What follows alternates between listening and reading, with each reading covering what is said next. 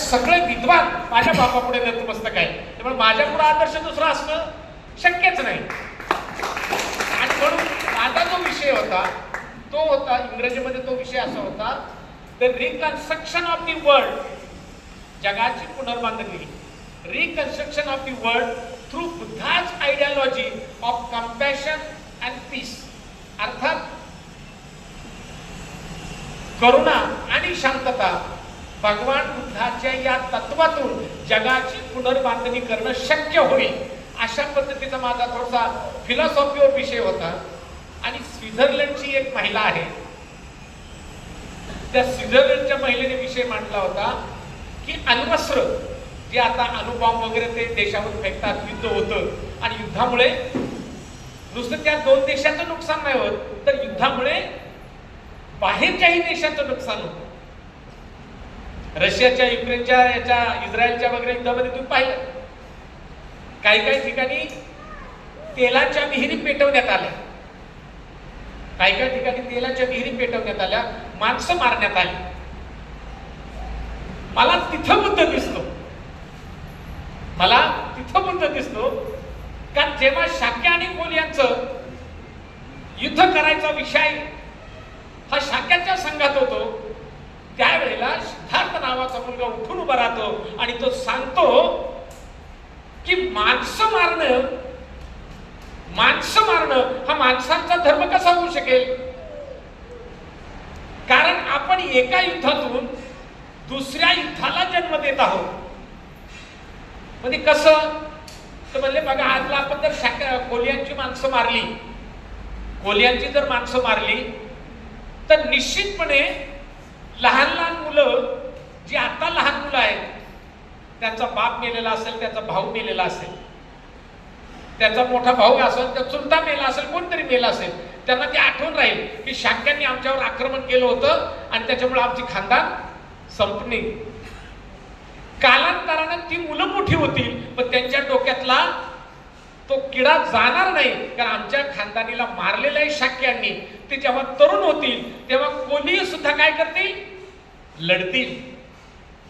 मग शाक्यातली माणसं मेल्याच्या नंतर शाक्यातली पुन्हा काही वर्षांनी होतील, म्हणजे हे पिढ्यानपिढ्या युद्ध चालेल, हे डोक्यात होतं माझ्या. आणि म्हणून मुळात या दोन्ही विषयाचा, म्हणजे ग्लोबल वॉर्मिंगचा आणि अण्वस्त्राचा, या दोघंही हिंसक जे विषय आहेत यांचा विषय मी बुद्धाच्या तत्वज्ञानातून मांडला.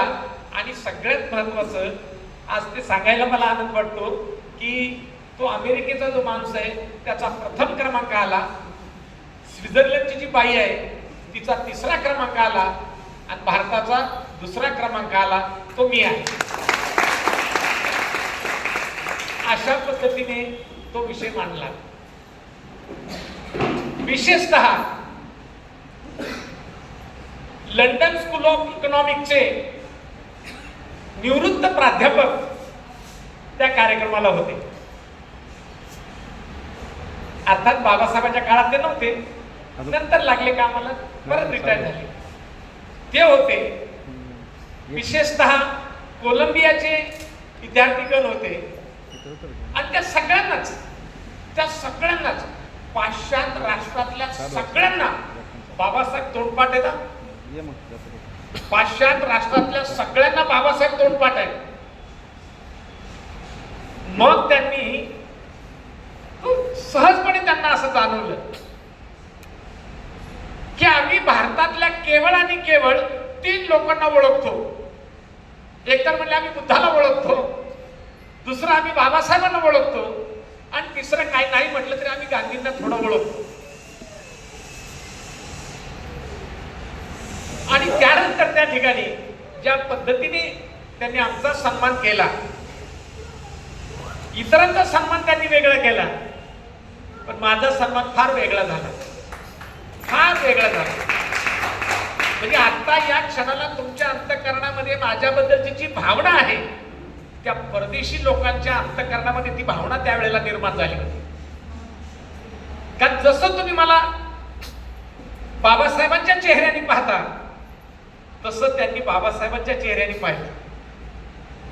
आणि विशेषतः निघताना सुद्धा, तिथून निघताना सुद्धा ढोबळे सर त्यांनी 3 वेळा सॅल्यूट केला आणि मग मला विदाई दिली.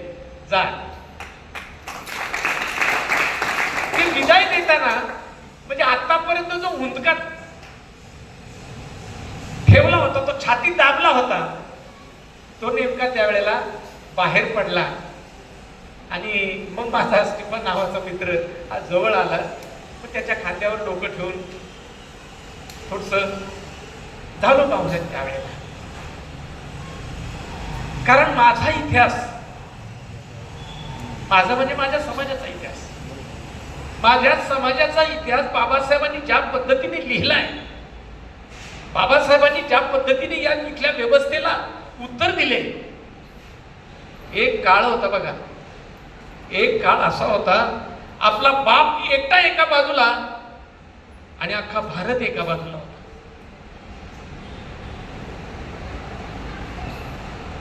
मरण आणलं असतं तर इथल्या व्यवस्थेने बाबासाहेबांना मारून टाकलं असतं. नव्हे, बाबासाहेबांवरती RSSच्या लोकांनी तसे प्रकारही केले. बाबासाहेबांना संविधानावर न येऊ देण्यासाठी विशेष प्रयत्न केले. त्यावेळेला एक गंमत घडली ढोबळे सर. त्यावेळेला फ्रेंचचा एक माणूस होता, जो जो देश स्वतंत्र होईल त्या त्या देशांना तो संविधान लिहून द्यायचा. आता आपल्याकडे 42 पासून चळवळ सुरू झाली. 9 ऑगस्ट 1942 ला आझाद हिंद मैदानावरनं गांधीजींनी शेवटचं सुरू केलं. आणि 47च्या अगोदर म्हणजे 46च्या दरम्यान लॉर्ड माउंटबॅटननी सांगितलं की तुमच्या देशाला आता आम्ही स्वातंत्र्य देतो. पण नेहरूजी, गांधीजी एक काम करा म्हणले. काय? तुमच्या देशामध्ये धर्म कोणी बांधली? आम्ही, इंग्रजांनी. तुमच्या देशात पाटबंधारे विभाग कोणी सुरू केला? आम्ही. तुमच्या देशात रेल्वे कोणी सुरू केली? आम्ही. तुमच्या देशामध्ये पोस्ट खातं कोणी सुरू केलं? आम्ही. तुमच्या देशामध्ये तार खातं कोणी सुरू केलं? आम्ही. तुमच्या देशामध्ये शाळा कोणी सुरू केल्या? आम्ही. बरं, तुमच्या देशामध्ये किती जातीचे लोक आहेत? 6822 जातीचे लोक आहेत. तुमच्या देशातल्या शेवटच्या माणसाला अजून कपडे घालता येत नाही. अजूनही आदिवासीच्या काही पाड्यामध्ये जर गेलात, विशेषतः नंदुरबार, तर अजूनही कपडे घालायला थोडेसे लोक घाबरतात. तर लॉर्ड माउंटबॅटननी यांच्यापुढे प्रश्न असा निर्माण केला की हे जे आम्ही सगळं केलंय आणि तुमच्या देशात जर उपेक्षित समाज एवढा आहे, तर तुम्ही आम्हाला असं काही नियम आणि नियमावली लिहून द्या की जेणेकरून आम्ही गेल्याच्या नंतर हा देश तुम्ही चांगला चालवा. नेहरूजी म्हणले सोपं आहे. नेहरूजींनी लगेच लिहिलं. त्यावेळेला 16 पानं लिहिली. या देशाचे नियम आणि नियमावली, आम्ही कसं हा देश चालवू. लॉर्ड माउंटबॅटनने ते पाहिलं आणि पाहिल्याबरोबर फेकून दिलं. म्हणजे याच्यात काहीच नाही. माणसाच्या जगण्याबद्दल काही नाही, माणसाच्या स्वातंत्र्याबद्दल काही नाही, शेवटचा जो गरीब आहे त्याच्याबद्दल काही नाही. हे कसं काय? त्याच्यानंतर तुम्हाला परत सांगतो, त्याच्यानंतर त्यावेळेच्या काँग्रेसच्या लोकांनी 11 वेळा लिहिलं. किशोर लक्षात घ्या, सगळ्यांना सांगा, 11 वेळा लिहिलं देशाचं नियम आणि नियमावली. पण लॉर्ड माउंटबॅटननी फेकून दिलं. म्हणजे काहीच नाही, याच्यात तुम्हाला आम्ही स्वातंत्र्य देऊ शकत नाही जोपर्यंत तुम्ही आम्हाला चांगली नियम आणि नियमावली देत नाही तोपर्यंत. त्याच वेळेला तो फ्रेंचचा माणूस कलकत्त्यात आला होता. कलकत्त्यामध्ये आपली मोठी लायब्ररी आहे, फार मोठी लायब्ररी, जगातली सगळ्यात मोठी लायब्ररी आहे कलकत्त्यामध्ये. हे लक्षात घ्या, ती इंग्रजांनी केलेली, आजही तशीच आहे. त्या लायब्ररीमध्ये तो कुठल्या तरी संशोधनासाठी आला होता, संदर्भ ग्रंथासाठी. आणि नेहरूंना कळल्याच्या नंतर नेहरूंनी माणसं पाठवली की बघ त्या माणसाला निरोप द्या की आता तुम्हाला या आमच्या भारताला संविधान लिहायचं आहे, कारण आता इंग्रज तयार झाले आम्हाला स्वातंत्र्य द्यायला, परंतु ते असं म्हणतात की चांगले नियम आणि नियमावली असल्याशिवाय तुम्हाला संविधान देणार नाही. त्या माणसाकडे गेल्याच्या नंतर त्यांनी लगेच सांगितलं की मी तुमच्या देशाचं संविधान लिहिणार नाही. म्हणले का नाही लिहिणार नाही? तो मागे आले सगळं मंडळ गेलेलं आणि नेहरूंना सांगितलं का तो म्हणतो आम्ही देणार नाही लिहू. पण नेहरू, सरदार वल्लभभाई पटेल, व्यंकट चलैया, तेज बहादूर सप्रू, पंडित मदन मोहन मालवीय ही सगळी मंडळी कोणाकडे गेली मग? कलकत्त्याला, त्या माणसाकडे. आणि त्याला सांगितलं की आतापर्यंत 9 देशाचं संविधान तू लिहिलंस, 9 देशाचे नियम आणि नियमावली तू लिहिलेस, कोट्यावधीने अब्जावधी रुपये तू घेतलेस. आम्ही तुला 9 देशांनी जेवढं दिले त्याच्या 1000 पट आम्ही तुला देतोय. तू आमच्या देशाचं संविधान, आमच्या देशाचं नियम आणि नियमावली लिहायचीस. त्यांनी स्पष्ट सांगितलं की माझ्या विद्वत्तेबद्दल तुम्ही जी किंमत केली किंवा माझ्या विद्वत्तेबद्दल जी तुम्हाला आदर आहे याच्याबद्दल मी धन्यवाद देतो, परंतु तुमच्या देशाचं संविधान, तुमच्या देशाची नियम आणि नियमावली मी लिहिणार नाही. शेवटी यांनी संध्याकाळी 7:30-8च्या नंतर त्याला प्रश्न केला की तू का लिहिणार नाहीस? एवढा विद्वान माणूस आहेस तू, का लिहिणार नाहीस? तेव्हा त्यानं सांगितलं मी लिहू शकत नाही, कारण मी 9 देशाचं संविधान लिहून दिले, अब्जावधी रुपये मला मिळाले, पण ते त्या देशाचं संविधान लिहिताना ज्यांचे ग्रंथ मी अभ्यासले त्या ग्रंथांचा निर्माता तुमच्या देशाचा माणूस आहे आणि त्याचं नाव आहे बॅरिस्टर B.R. आंबेडकर. तेव्हा त्याच्या देशाचं संविधान मी कसं लिहू? जर चुकलं तर तो माणूस मला काय करेल? आणि पुढचा त्यांनी सल्ला दिला, लक्षात घ्या बरं, तुमच्या देशातला जो B.R. आंबेडकर आहे ना, त्याच्या देशावर प्रचंड प्रेम आहे. तुम्ही जर त्याच्याकडे गेलात आणि सांगितलं, विनंती केली, तर 100% तो या देशाचं संविधान लिहिल. परंतु तुमच्यातला अहमपणा, तुमच्यातला जातीयपणा तो तुम्ही कमी करून जा त्या माणसापुढे. कारण त्या माणसापुढे जाणं आजही आम्हाला शक्य होत नाही. मी फक्त ग्रंथ वाचले, त्या माणसाला भेटलो नाही, कारण त्याचा फोटो पाहून, त्याची काही ऍक्टिव्हिटी पाहून मी त्या माणसापुढे उभं राहण्याच्या याचा लायकीचा नाही, हे सांगितलं त्यांनी. पण 9 देशाचं संविधान लिहिणारा माणूस इथल्या माणसांना सांगतो की हे असं आहे. शेवटी सरदार पटेल म्हणले की नाही, काही जरी झालं तर खिडक्याच काय, आम्ही मुरीला सुद्धा मोळा घालू, पण बाबासाहेबांना संविधान सभेवरती येऊ देणार नाही. आणि पेटलं वातावरण, एवढं वातावरण पेटलं 22 दिवस या देशामध्ये नुसती खल माजली होती.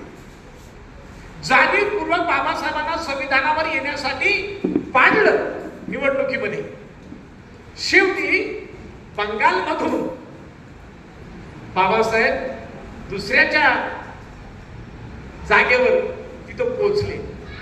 आणि पोहोचल्यानंतर सगळ्यात लक्षात घ्या, पोहोचल्याच्या नंतर जेव्हा संविधान सभेवर बाबासाहेब आले त्यावेळेपासून, आता मला तुम्हाला जागे करायचे, त्यावेळेपासून RSS बाबासाहेबांना विरोध करते की बाबासाहेब नावाचा माणूस या संविधान सभेवर नसावा. तेव्हापासून विरोध आहे.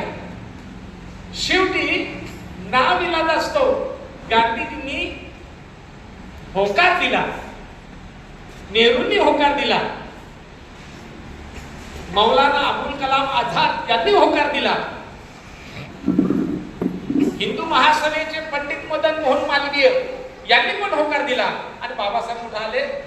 संविधान सभेवर आले. आता संविधान सभेवर आले, पण प्रत्यक्ष लिहिण्याची अक्कल कोणाला आहे? ती अक्कल आपल्या बापाकडे होती. म्हणून आपल्या बापाला कुठे ठेवलं? सभेवर ठेवलं. ज्या दिवशी आपल्या बापाची निवड सभेवर झाली, मसुदा समितीवर, त्या दिवसापासून RSSने आंदोलन सुरू केली. आणि ज्या दिवशी देश स्वतंत्र झाला त्याच्या अत्यंत अल्प कालावधीमध्ये ज्या गांधीजींना बराच निर्णय घ्यावा लागला, बाबासाहेबांना संविधानावर आणायचा, नेहरूंनी गांधींनी जो अट्टास धरला शेवटच्या क्षणाला, यांनी लगेच पहिला गांधीजींना मारून टाकलं. गांधीजींना पाकिस्तान तोडलं म्हणून ना मारलं, ही लोणकडी थाप आहे. बाबासाहेबांना गांधीजींच्या माध्यमातून आणि इतरांच्या माध्यमातून नाव दिला असतो, संविधान सभेवर आणलं गेलं म्हणून गांधीजींना मारून टाकलं. हे नीट लक्षात घ्या.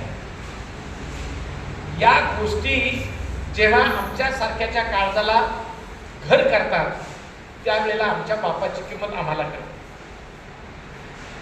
ढोबळे साहेब, तुम्ही ते बोलता बोलता बोलून गेलात, पण अपमान, खरं तर बुद्ध असं म्हणतात, जो अपमान सहन करतो तो सगळ्यात मोठा आहे. जो अपमान सहन करतो तो सगळ्यात मोठा आहे. कारण सगळ्यांचा अपमान पचवण्याची ज्याच्याकडे ताकद आहे, त्याच्याकडे ताकद आहे, त्याला तर सम्यक व्यायाम म्हणायचं. सम्यक व्यायाम म्हणजे काय? भगवान बुद्धांनी 8 मार्ग जे सांगितलेले आहेत सुखी होण्याचे, एक एक मार्ग अवलंबून पहा तुम्ही, काय अवस्था होईल तुमची बघा. सुखीच पण ते अवलंबत आहे.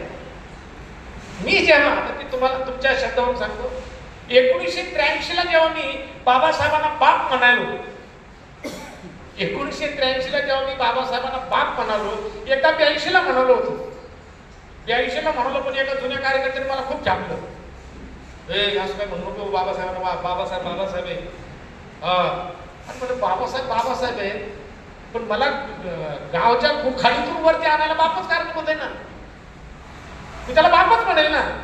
नाही ना म्हणले, परत दुसऱ्या भाषणात असं बोलायचं नाही म्हणलं. नाही, परत 83 ला परत बोललो पुण्यात. बाबासाहेब नावाच्या बापानं मला विचार दिला आणि म्हणून मी हे बोलायला लागलो. असं जेव्हा बोललो तेव्हा इथले, आता ते गेले बिचारे, ते आता बुद्धन संबंधाच्या मी करत गेले, त्यांनी सुद्धा विरोध केला. आणि सांगा मला तुम्ही, 82 नंतर आज किती साल झाला? ते 30-35 वर्ष झालं जवळ. आता सगळे पाप म्हणायला लागले ना सगळे पाप म्हणायला. आपण सुरुवात करायची असते. चळवळीमध्ये जगत असताना चळवळीचा अंदाज घ्यायचा असतो, चळवळीमध्ये नवीन घ्यायचं असतं, आणि तो आज स्वीकारला. गायकाच्या गाण्यामधून बघा, समजून सारंगाचे गीत लिहिताना, समजून सारंगाचे गीत लिहिताना आमची पहिली भेट झाली होती अमरावतीला, समजून सारंगाची नामची. तिथे मी ते भाषण ठोकलं होतं आणि त्या भाषणात मी हा स्पष्ट शब्दाचा उल्लेख केला होता की या देशातल्या 33 कोटी देवांचा बाप आणि माझा खरा बाप डॉक्टर बाबासाहेब आंबेडकर यांनी एका लेखिनीच्या फटकाऱ्यात 5000 वर्षांपूर्वीची गुलामगिरी फेकून दिली, हा शब्द वापरला होता. तेवढं तो समजून सारंगाने त्याच्यानंतर ते गीत लिहिले. लक्षात घ्या बरं. माया आबा म्हणे बाप, माया बाप म्हणतो बाप, मी म्हणतो बाप, माझे पोरग म्हणतो बाप. असं शोधून पहा जगात, असं हाय काय कुणाचं कुणाशी माया भीमा सारखं नाथ. आपण जन्म द्यायचा असतो विचाराला. बाबासाहेबांनी जन्म दिला चळवळीला, बुद्धानं जन्म दिला प्रज्ञाशील आणि करुणेला, बुद्धानं जन्म दिला आत्मदीप भव या विचाराला. आम्ही कोणाचे वारसदार आहोत? जोपर्यंत आम्ही स्वतःच्या टॉर्च मध्ये चालत नाही, स्वतःच्या विचारात चालत नाही, तोपर्यंत दुसऱ्याच्या विचारात चालणारा माणूस, तो दुसरा जो माणूस आहे, तो कदाचित अंधाऱ्या रात्रीला त्याचा टॉर्च बंद करेल आणि तुमचा प्रवास खंडित होईल. म्हणून भगवान बुद्ध हे सांगतात की आत्मदीप भव, स्वयंप्रकाशित व्हा. जर तुम्ही स्वयंप्रकाशित झाला नाही तर काहीच उपयोग नाही. लेकरांनो, भावांनो, मी जे घडलो गेलो, माझ्या पुढे कोणाचाही आदर्श नाही. ना नातेवाईकाचा, ना कोणाचा.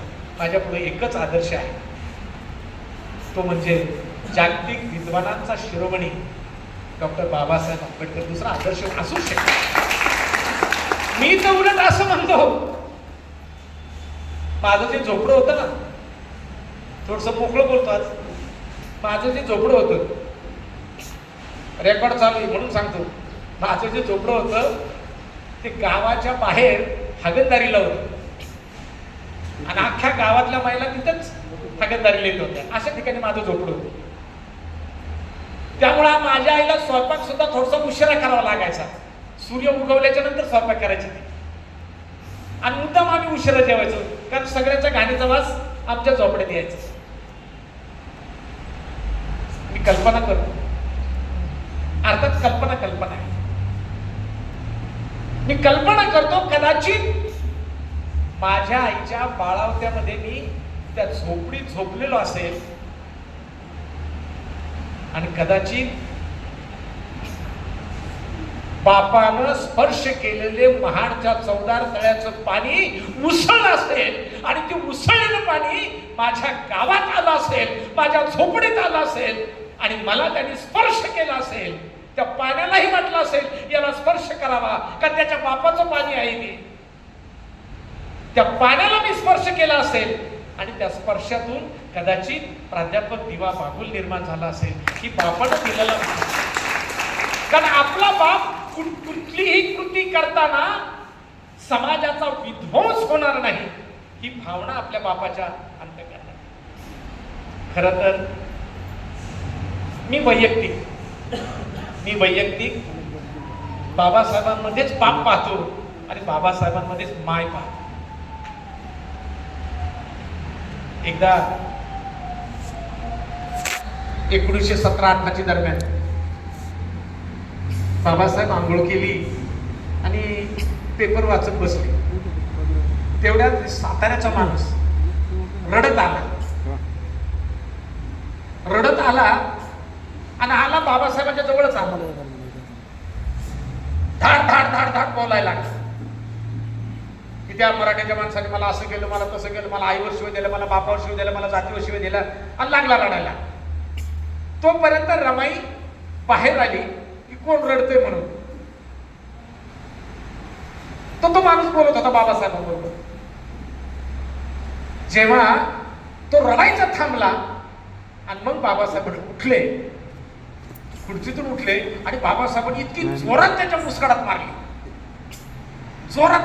आणि रमाईने पाहिली. ते रमाई बाबासाहेबांना विचारते, अहो तू त्याचं दुखणं घेऊन तुमच्याकडे आलाय, तुमच्याकडे तो न्याय मागायला आलाय आणि तुम्ही ऐकून घेतलं, काही उत्तर देण्याच्या ऐवजी त्याच्या मुस्कडात मारले.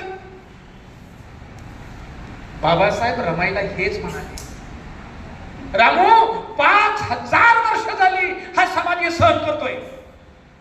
5000 वर्ष झाली हा समाज हे सहन करतोय. हाच मोठा गुलाम आहे.